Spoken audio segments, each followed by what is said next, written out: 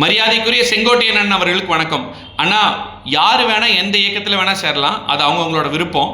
ஆனால் திமுகவும் அதிமுகவும் ஒன்று, இது ரெண்டும் வேற இல்லை அப்படின்னு என்னைக்கு சொன்னீங்களோ அன்னைக்கு உங்கள் மேலே இருக்கிற மரியாதை மிகவும் குறைஞ்சிருச்சுங்கண்ணா. ஏன்னா புரட்சி தலைவர் திமுகவை எதிர்த்து தான் இந்த கட்சி ஆரம்பித்தார். அவருக்கு எவ்வளோ தொந்தரவு கொடுத்தாங்க திமுக. புரட்சி தலைவி அம்மா அவர்களை சட்டசபையில் ஒரு பெண்ணுன்னு பார்க்காம எவ்வளோ துன்புறுத்தினாங்க. புரட்சி தலைவி அம்மா அவர்களும் எவ்வளவோ ஒரு பெண்ணா இருந்து திமுகங்கிற தீய சக்தி எதிர்த்து தான் இந்த கட்சியை நடத்தினாங்க. கடைசியில் அம்மா உடம்பு முடியாது இருந்தப்ப கூட அவ்வளோ தொந்தரவு கொடுத்தாங்க. உங்களுக்கு தெரியும். நீங்க 10 முறை எம்எல்ஏ ஆகிறக்கா ஒவ்வொரு தடவை உங்க தொகுதியில் போய் பிரச்சாரம் பண்ணும்போது திமுக தீய சக்தி, திமுக சரியில்லை, திமுக வேற, அண்ணா திமுக வேறன்னு சொல்லி தான் மக்கள்கிட்ட ஓட்டு வாங்கியிருக்கீங்க.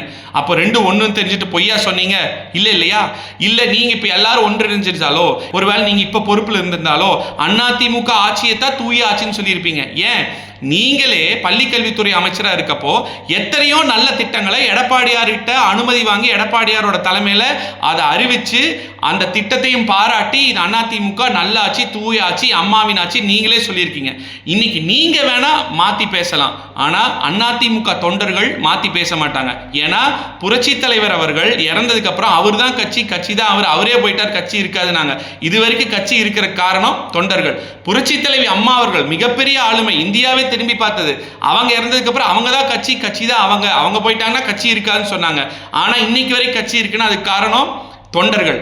புரட்சி தமிழர் எடப்பாடியார் அவர்கள் இதுவரைக்கும் அதிமுக சரித்திரத்திலேயே அதிக சீட் 75 சீட் ஜெயிச்சு எதிர்கட்சியில தலைவரை இன்னைக்கு உட்கார்ந்துருக்காருன்னா அதுக்கு யாரு காரணம்? தொண்டர்கள்.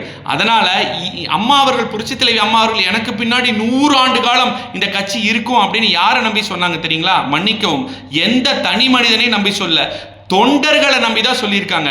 ஏன்னா நாமக்கல்ல செல்வ கணபதி அண்ணன் திமுக தூக்குனாங்க, அங்கே ஜெயிக்கலான்னு. ஜெயிக்க முடிஞ்சதா? இல்லை. இன்னைக்கு நம்ம தான் அதிமுக தான் ஜெயிச்சுட்டு இருக்கோம்.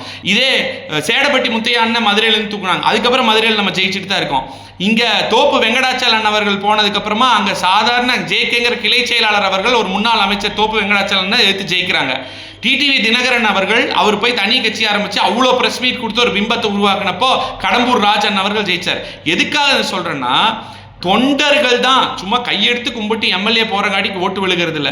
தொண்டர்கள் தான் ஒவ்வொரு வீடா போய் பூத் ஏஜென்ட் தொண்டர்கள், அடிமட்ட தொண்டர்கள் தான் ஒவ்வொரு வீடுக்கா போய் இது எங்க கேண்டிடேட்டு, ரெட்டலைக்கு ஓட்டு போடுங்க, நாங்க இந்த நல்லதெல்லாம் செஞ்சிருக்கிறோம், திமுக இந்த கெட்டதெல்லாம் செஞ்சிருக்கு அப்படிங்கிற சொல்லியிருக்காங்க. நீங்க வேணா சொல்லலாம் திமுக ஒன்று அதிமுக ஒன்றுன்னு. ரெண்டு ஒன்று அல்ல. திமுக குடும்ப கட்சி, அதிமுக ஜனநாயக கட்சி.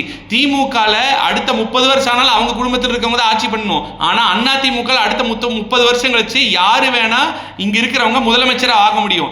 அதிமுகவோட திட்டங்கள் எல்லாத்துக்கும் மக்களுக்காக இருக்கும். திமுக அவங்க குடும்ப வளர்ச்சிக்காக தான் திட்டத்தையே பிளான் பண்ணி போடுவாங்க. எப்படி ஒரு டிவி கனெக்ஷன் எல்லாத்துக்கும் டிவி கொடுத்துட்டு கேபிள் கனெக்ஷன்ல வசூல் பண்ணாங்க இல்லையா, அந்த மாதிரி.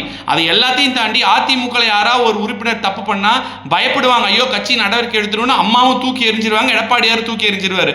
திமுக தப்பு பண்ணா அந்த ஞானசேகரனுக்கு அடைக்கலம் கொடுத்த மாதிரி கொடுப்பாங்க.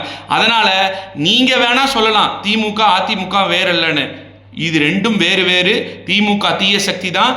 அனைத்து இந்திய அண்ணா திராவிட முன்னேற்ற கழகத்தோட 2 கோடி தொண்டர்களும் நீங்க சொல்ற தூய ஆட்சியை ஒன்றிணைந்து வேலை செஞ்சு எடப்பாடியார் தலைமையில சென்ட் ஜார்ஜ் கோட்டையில 2026 கொடுக்க போறது உறுதி உறுதி உறுதி என்பதை உங்களுக்கு அன்போடு சொல்ற கடமைப்பட்டிருக்காங்கன்னா. நன்றி, வணக்கம்.